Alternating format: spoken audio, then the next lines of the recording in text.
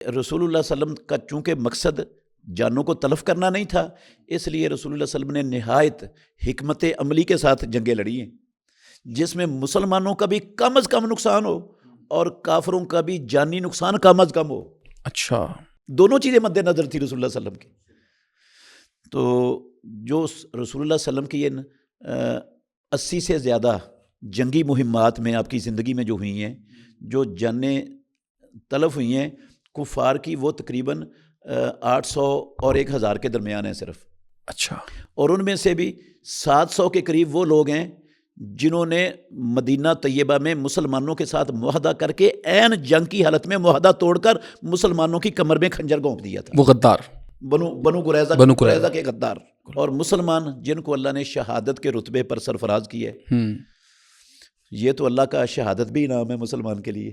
تو ان کی تعداد 250 سے 300 کے درمیان ہے صرف، پوری 82 جو ہے نا رسول اللہ صلی اللہ علیہ وسلم کے مارکوں کے دوران۔ ایک طرف 1100-1200 لوگوں کا دنیا سے جانا، مسلمان کافر سب ملا کے، اور دوسری طرف اللہ کے رسول علیہ الصلوۃ والسلام کا 13 سالہ زندگی میں یا 11 سالہ زندگی میں جو انقلاب ہے جو آپ نے بپا کیا، وہ بہت بڑی چیز نہیں؟ مطلب دنیا میں کوئی ایسی مثال بھلا ملتی ہے کہ اتنی تھوڑی جانیں گئی ہوں اور اتنا بڑا انقلاب آ گیا ہو؟ دنیا کی تاریخ میں اس کی مثال نہیں ہے، دنیا اس کی مثال پیش کرنے سے قاصر ہے۔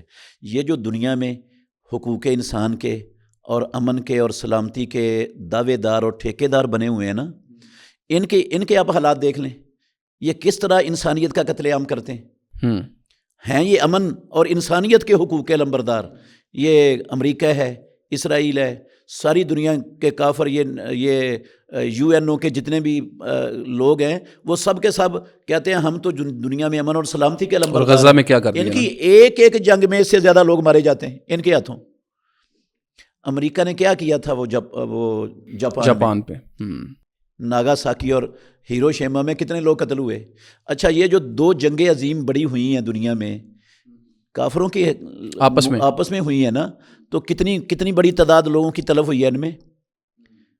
کوئی میرا خیال 1.5 کروڑ، ایک جنگ کے اندر 1.5 کروڑ سے زیادہ لوگ تلف ہوئے، اور دوسری طرف نتیجہ کچھ بھی نہیں۔ نتیجہ وہی بدماشی، وہی ظلم، جبکہ محمد الرسول اللہ صلی اللہ علیہ وسلم کی جنگوں کا نتیجہ ساری دنیا میں امن اور سلامتی، حتیٰ کہ کافر بھی امن اور سلامتی سے جینے لگے، ان کے مال محفوظ ہو گئے، ان کے عبادت خانے محفوظ ہو گئے، ان کے بچے عورتیں محفوظ ہو گئیں، ان کے کاروبار محفوظ ہو گئے۔